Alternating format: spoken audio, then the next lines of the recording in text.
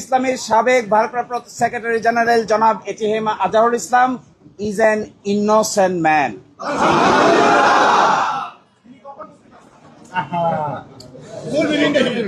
এই রায়ের মাধ্যমে আমরা মনে করি সত্য জয়ী হয়েছে, মিথ্যা পরাজিত হয়েছে।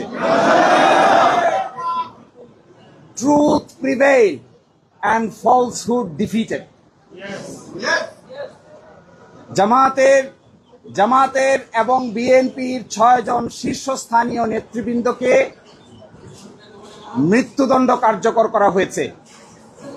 5 জন, অন্ততপক্ষে 5 জন জেলেই কারাবরণ করেছেন, জেলেই মৃত্যুবরণ করেছেন। দুনিয়ার ইতিহাসে এটা নজিরবিহীন নির্যাতনের শামিল।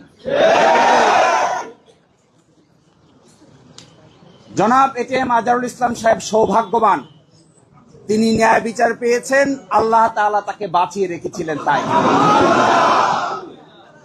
আমরা এটাও মনে করি এই রায়ের মাধ্যমে সিন্ডিকেটেড ইনজাস্টিসের অবসান হয়েছে।